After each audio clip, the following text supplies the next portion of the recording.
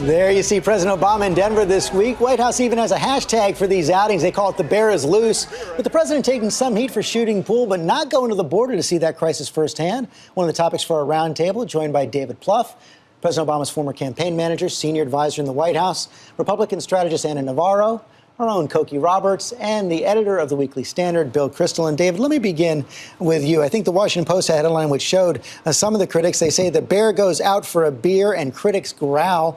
So why didn't the president go to the border? George, I worked in the White House, as did you. He doesn't need to go to the border to address this crisis. First of all, we've had a crisis immigration in this country for decades. Let's not forget this. But why not go? Yeah.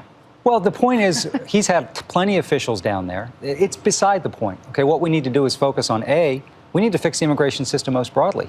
That's the biggest message out of all this. It's been languishing for decades. You have Republican support, you have Democratic support, get it done.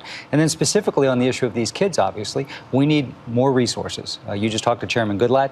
He indicated he might be willing to support some funding, but we need more judges down there. We need more facilities down there. We've got to deal with this short-term crisis, but it's got to be part of a long-term immigration solution, which, by the way, almost everybody in the country supports, except enough House Republicans. But if the president had gone to the border, it doesn't make a big difference, but it's symbolically important, and it's important for him to show America what's happening with those kids. This is not the time for us to be tough guys. These are children, and they are being put by themselves onto trains and boats and all of that to come here. Think what a mother must feel to put that child in that dangerous situation to come here. We need to be taking care of these children. And it's clearly a dangerous situation, but I think that's part of the problem for the president. If you go down to the border, part of his message has to be, you guys have got to go back home.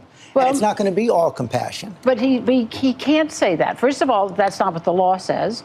But secondly, they go home to Honduras. I heard a report this week that in New York, your chances of getting murdered are 1 in 25,000. In Honduras, it's 1 in 14. You can't send children home to that. I'm afraid you have to. You don't. You absolutely. We send children back to Mexico. We send children back all over the world. But they're not in those situations. Well, they are in those situations, and things in Central America have been tough for a long time. But the idea that you're going to let unaccompanied minors just come into the U.S. because of a loophole in the 2008 law that allows you to send the Mexican kid back and the Honduran kid gets to stay. And that's not sensible. And so that the Republicans are going to propose this week on the Hill amending the 2008 law to have even treatment for everyone. And the president does have to send a message, you can't come here. And why is this happening? David talks about this has been a problem for decades. Why are these kids suddenly flooding this place?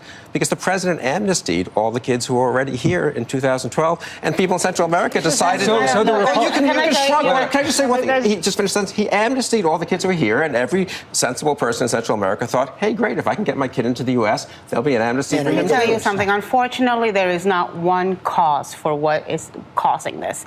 It's a perfect storm of push factors in Central America that include the violence, that include the poverty, and pull factors here that are being exploited and taken advantage of by an organized criminal ring of human smugglers that are misrepresenting U.S. policy, taking advantage of parents, getting them to cobble together $6,000, $7,000 to put their kids in these trains and in this transport system to get them here, when in fact there is no such pot of gold at the end of the rainbow for these kids. So it is important for the president to clarify that the misrepresentation that's going on purpose by criminal forces in Central America is not so. That's why it would have been important for him to go to the border. I have spoken to Republican and Democrat congresspeople and people in the White House who have been to the shelters, who have been to the border. And listening to the kids, listening to the people running those shelters gives you a very unique perspective of what the actual problems on the ground are. I wish he had done it. But this Republican argument that this situation is caused because we're not sending dream kids home, it's preposterous. It's not based in reality. And so if that's the message, which fine, if that's a Republican message, we want to start sending all these... Did you just hear me make that argument? Okay, well, I'm as Republican as Bill Kristol. No, you're not quite as Republican as Bill Kristol. No, you made I'm not quite as old a Republican as you are, but I'm just as much a Republican. You made great points. The Republican message is because we've stopped deporting dream kids. Amnesty is a magnet. That has been the Republican message. People from the White House have been scoffing at that. How childish a view is that? Well, what is happening on the border right now? The other Democratic message for the last 2 or 3 years, the border is secure.